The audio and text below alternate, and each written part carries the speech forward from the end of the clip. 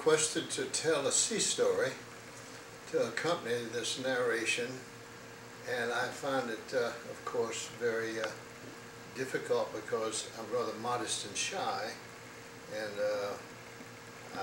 it's just unfortunate, but I have to make myself out to be somewhat of a hero to get the story across.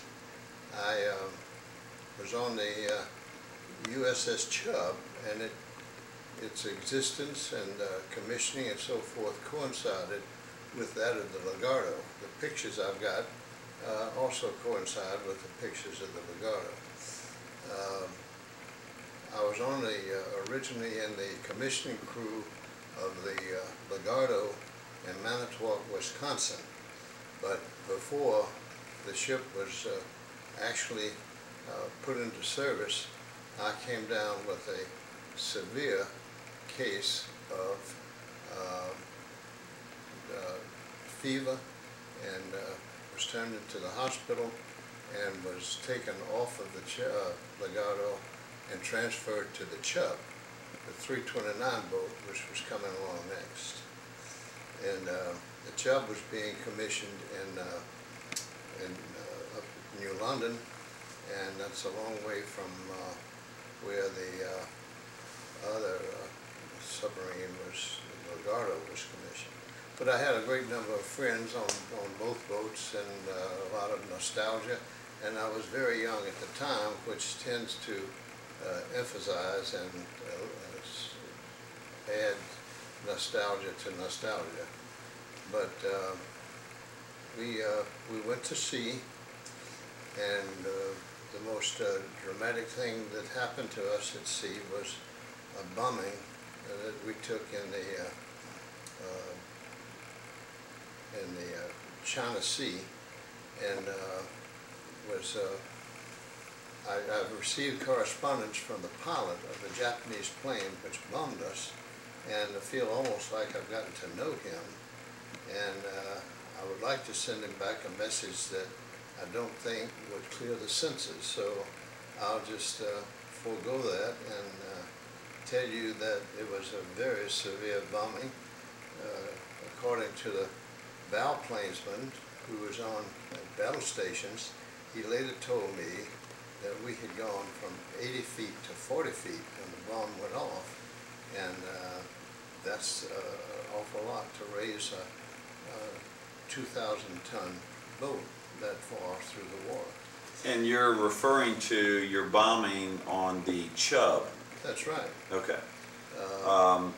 I'm John Wheeler. This story was given to me by my father, retired Commander Wheeler, and so I wrote and recorded the song, the LaGarto.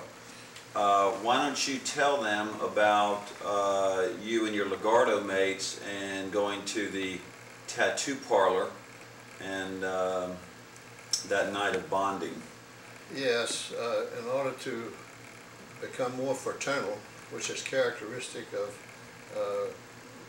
arrangements such as a crew of a ship, we decided to go into New London, where we were stationed, into the city, and the barber shop there, the barber made me actually look thin. Now, he was a very rotund man, and so we would go into him, and he was a tattoo artist, and he would go over and sit on a chair, and we would sit across from him and put our arm on his stomach, and he would use that as a table, and he would tattoo whatever we requested. He was very talented, very artistic, but had a little bit of a rough edge to him. But in any event, the more colorful the picture, the more pronounced it became.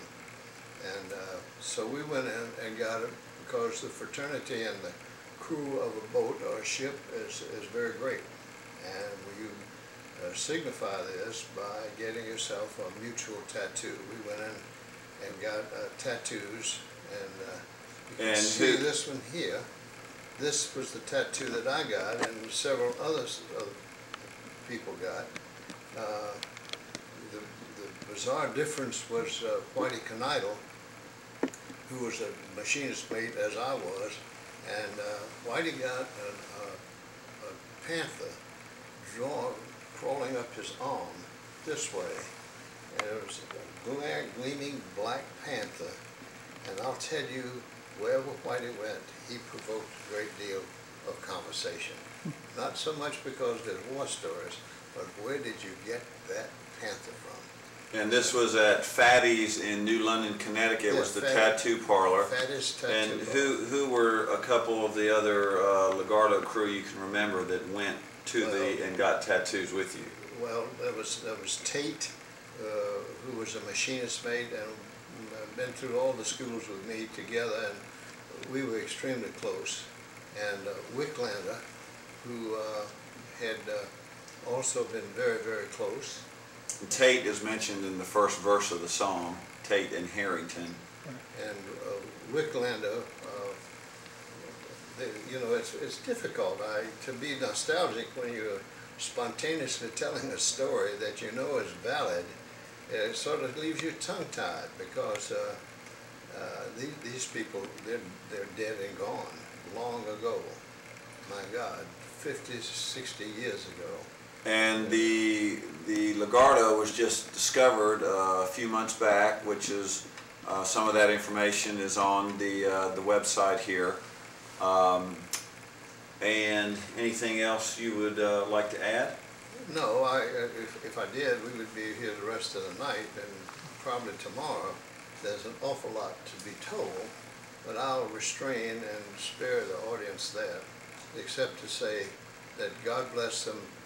The 86 men were on that boat, and 86 men are still on the boat. And it's been 50-some odd years since they went down. So if you want to make any tribute and any recognition, say a little prayer for them. Say a little prayer. I'm sure they'll hear you and bless you. So forgive me for being too short. You can tell by the way I'm talking that I've run out of tale quickly, and so I'll leave it that way. Okay, thank you. All right, Tom.